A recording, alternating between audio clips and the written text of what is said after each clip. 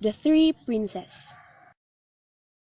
Long ago in the Arabian Peninsula, when cities flourished along the major trade routes that stretched across the desert to transport spices, almonds, and dates, there ruled in one of those cities a king whose daughter had come of marriageable age.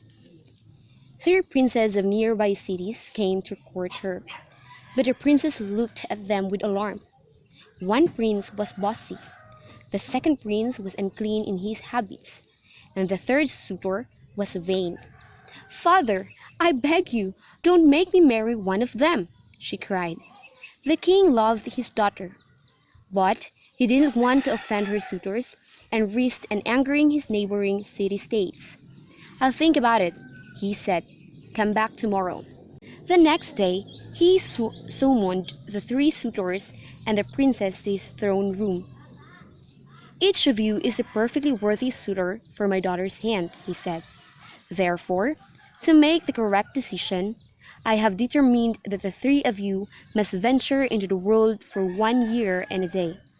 Whoever returns with the most wondrous item will win my daughter's hand in marriage." The princess was glad for the 1 year extension, and the king was equally glad to postpone the matter. The three princes set out together. After traveling for 1 week, they came to a well that was located before a fork in a road, beyond which the road branched into the three separate paths. "Obviously, this is where we should part," stated the first prince. "Do you think we know that?" said the second prince, wiping his dirty hands on his cloak. "Listen carefully," the first prince continued. "1 week before we return to the palace, let's all meet at this well to compare what we found. I only hope the maidens don't slow me down by falling in love with me," said the third prince, throwing back his hair. "It's such a nuisance." And so the three princes went their separate ways. When the time came to return to the well, each one followed his separate path that led back to the well. "You look a little the worse for wear," said the prince to the second. "I'm fine," said the second prince, blowing his nose onto his sleeve. "What did you find?" "Only a crystal ball," said the first prince, as nonchalantly as he could, "that shows anything you want to see that's happening anywhere in the world." The other two were impressed and a bit worried. Said the first prince to the second, "What wondrous item did you find?" From under his cloak, the second prince unrolled a carpet. "A flying carpet. People who sit on it can be transported anywhere in the world they wish to go in minutes."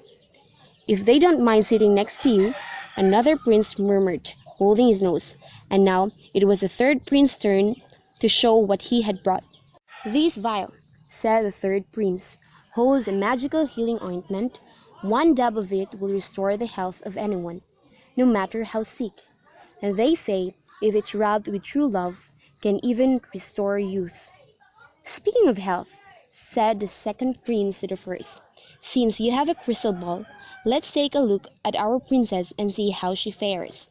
The first prince waved his hand over the crystal ball. Its cloudiness disappeared and was replaced with an image of the princess lying in her bed, still as death. Her father and the court physicians hovered over her. "Isn't there anything you can do?" said the king.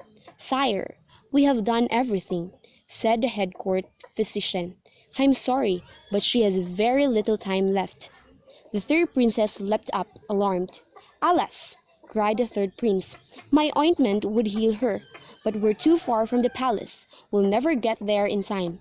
"Quick, everyone, and my magic carpet," said the second prince. "We'll get there in a flash." Indeed, moments later the three princes were standing in the very room they had viewed through the crystal ball only minutes before. Everyone was so distraught. They didn't notice the three princes had suddenly appeared in the room. Without a word, the third prince stepped up to the princess' bed, and with his finger touched a dab of ointment on her forehead and set the ointment by her bedstand. She blinked and seconds later opened her eyes. Then she moved her head and sat up. "I feel better," she said. "It's a miracle!" cried the father, and he embraced his daughter. Later that night, the three princes appeared before the king. "Your Majesty," said the first prince, "each of us may have located a magical item, but there is no doubt that my crystal ball is the most wondrous item of all. Without it, none of us would have known that the princess was sick in the first place. I submit that mine is the most wondrous item, and therefore I deserve the hand of the princess." "With all due respect," said the second prince, stepping forward. While it was informative to learn that the princess was sick, had not been able to travel a week's journey in a blink of an eye in my flying carpet, that knowledge would have done no good. I submit that mine is the most wondrous item, and therefore I deserve the hand of the princess." "Good sire," said the third prince, "while it may have been useful to learn the princess was sick, and was helpful to arrive here as quickly as we did, had we not had my magical ointment, all the knowledge and all the quickness would have been in vain. I submit that mine is the most wondrous item, and therefore I deserve the hand of the princess." The king was perplexed. Each of the princes made a good argument, and since the question was so close, no matter which prince he selected, he was sure to raise the desire of the other two and their neighboring city-states. "I'll think about it," he said. "Come back tomorrow." That night, the king summoned his viziers to ask their advice. "Sire," said his head vizier, "there is a wise old man who lives amongst us, who hails from very far away, a distant country called Russia. He is well known for his sage advice, and if we allow him to make the decision, the communities of the princes who aren't chosen will get angry at the country far away and not at us." "Excellent thought," said the king.